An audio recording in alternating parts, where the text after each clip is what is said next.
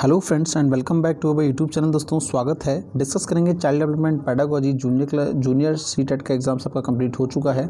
Primary वाले का हमने जो है आपको टोटल सारी वीडियो प्रोवाइड करा चुके हैं।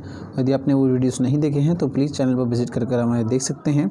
वहाँ पर हमने टोटल सभी क्वेश्चन आपको सॉल्व करा दिए हैं। एक फाइनल वीडियो आएगा आपका जिसमें 150 क्वेश्चन हम डिस्कस करेंगे, तो उस वीडियो को भी आप वेट कीजिए। वो वीडियो भी हम प्रिपेयर कर रहे हैं और जल्दी आपको ये सारा वीडियोज़ मिल जाएगा। तो इस वीडियो में हम डिस्कस करेंगे जूनियर लेवल का जो पेपर सेकंड हुआ है आपका चाइल्ड डेवलपमेंट पेडागोजी के 30 क्वेश्चन हम इस वीडियो में देखेंगे। पेपर का लेवल बहुत इजी था, आप यहाँ पर आसानी से 28 से लेकर 29 क्वेश्चन यहाँ पर कर सकते थे। तो चलिए देखते हैं क्वेश्चन पहला। कक्षा में अर्थपूर्ण अधिगम को प्रोत्साहित करने के लिए अध्यापिका को चाहिए कि विद्यार्थियों की सहायता करनी चाहिए कि वे अपने मनोभावों और अभिप्रेरण को सुव्यवस्थित कर सकें। ये बिल्कुल सही है। विद्यार्थियों को उनके प्रदर्शन के आधार पर वर्गीकृत और नामांकित करना चाहिए। नहीं, बिल्कुल ये सही नहीं है। विद्यार्थियों में संवाद और परिचर्चा को प्रोत्साहित करना चाहिए जिससे वे बहुपरिप्रेक्ष्य करने में सशक्त हो जाएं। ये बिल्कुल सही है। अगला देखते हैं, कक्षा में विविधता की उपेक्षा करके शिक्षण की मानक विधि को अपनाना चाहिए। ये नहीं है। और केवल कौन सा सही हो जाएगा? पहला वाला और आपका तीसरा वाला है। इसमें कौन सा?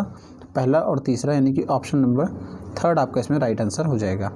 अगला देखते हैं, प्रतिकूल परिस्थितियों और वंचित पृष्ठभूमि वाले अधिगमकर्ताओं को संबोधित करने के लिए निम्नलिखित में से कौन सी पद्धति प्रभावशाली नहीं है? ध्यान दीजिएगा, कौन सी पद्धति प्रभावशाली नहीं है। इसका राइट आंसर हो जाएगा ऑप्शन नंबर 4 वाला। अधिगमकर्ताओं को विद्यालय के बाहर ट्यूशन पढ़ने के लिए कहना जिससे कि अध्यापक को उन पर ध्यान न देना पड़े।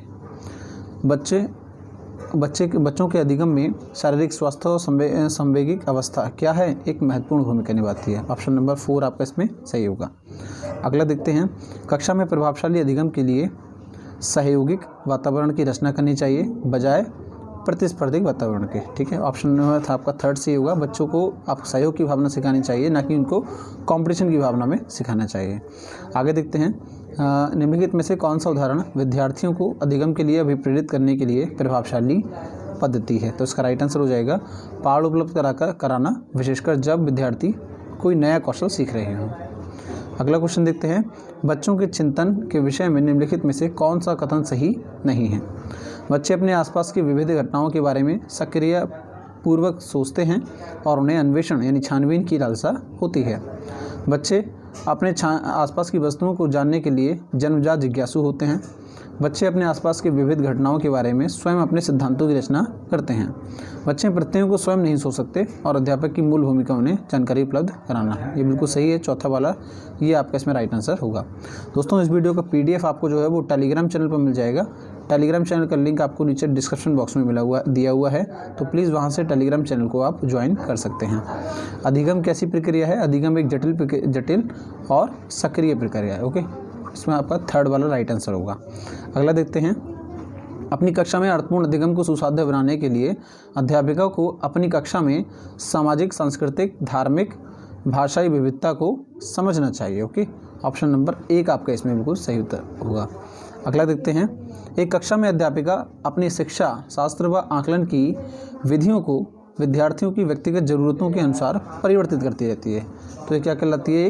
एक प्रगतिशील कक्षा की उदाहरण है। ठीक है, अगला देखते हैं, बच्चों का विद्यालय में असफल होना ये निर्दिष्ट करता है कि विद्यालय इन बच्चों की आवश्यकताओं और रुचियों की पूर्ति करने में समर्थ नहीं है। देखिए, यदि बच्चा फेल हो रहा है तो उसमें बच्चे का दोष नहीं है, इसमें दोष है आपका स्कूल का दोष है। ओके, ये आगे देखते हैं, समूह में एक दूसरे को पढ़ाने और सहायता करने से बच्चे स्वयं की चिंतन प्रक्रिया पर आक्षेप कर सकते हैं और संज्ञानात्मक क्रियाकलाप के उच्च स्तर पर पहुंच सकते हैं। दोस्तों, मैं आपको बता दूं, जितने भी क्वेश्चंस हैं वो मैंने बहुत ध्यान से ऑथेंटिक टाइप के जो पूरा प्रयास किया है कि आपको कोई क्वेश्चंस गलत ना हो। 99% संभावना यही है कि कोई भी क्वेश्चन इसमें आपका गलत नहीं होगा।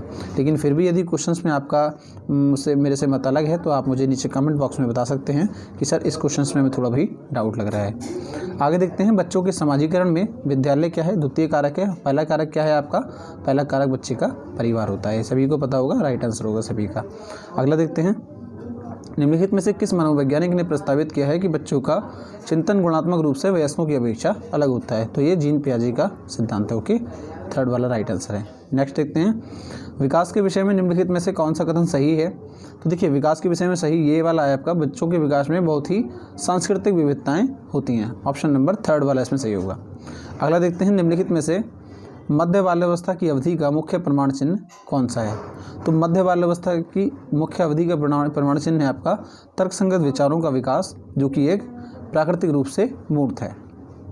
अगला क्वेश्चन देखते हैं, जीन पियाजे के अनुसार बच्चे अमूर्त संक्रियात्मक अवस्था में क्या होते हैं? परिकल्पित होते हैं, निगमनात्मक तर्क और प्रतिज्ञप्ति चिंतन करने में समर्थ हैं। ओके, ऑप्शन नंबर इसमें आपका 3 वाला बिल्कुल सही आंसर होगा। देखते हैं, लॉरेंस कोहलर की नैतिक विकास के सिद्धांत के अनुसार व्यक्ति किस अवस्था में है जब वह विश्वास करता है कि वर्तमान सामाजिक प्रणाली को सक्रियतापूर्वक बनाए रखने से धनात्मक मानवीय संबंध और सामाजिक वर्ग सुरक्षित रहता है। तो ये आपका सामाजिक क्रम व्यवस्था अभिविन्यास कहलाता है। ओके, अगला देखते हैं, बाल्यावस्था की अवधि में विकास बहुस्तरीय और मिश्रित होता है। ओके, बहुस्तरीय और मिश्रित होता है।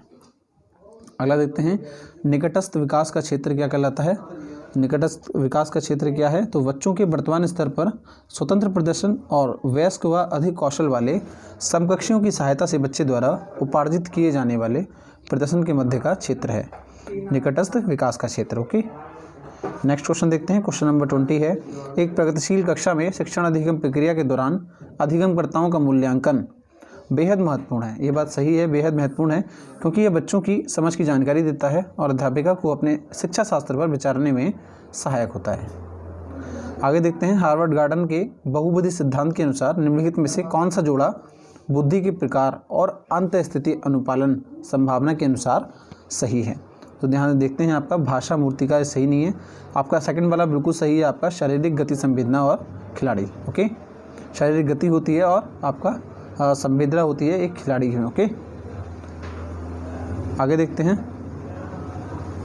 लेव वाइगोत्स्की के अनुसार बच्चों का संज्ञानात्मक विकास चरणों में होता है। ये बात सही है, childrens cognitive development occur in stage. ठीक है, चलिए नेक्स्ट क्वेश्चन देखते हैं, बाल केंद्रित कक्षा वह है जिसमें अध्यापक लचीला होना चाहिए और प्रत्येक बच्चे की व्यक्तिगत आवश्यकताओं को पूरा करता होना चाहिए। ओके, कुछ में कोई और ऑप्शन भी देख लेते हैं। देखिए, यहाँ पर बच्चों के व्यवहार को निर्देशित करने और उनके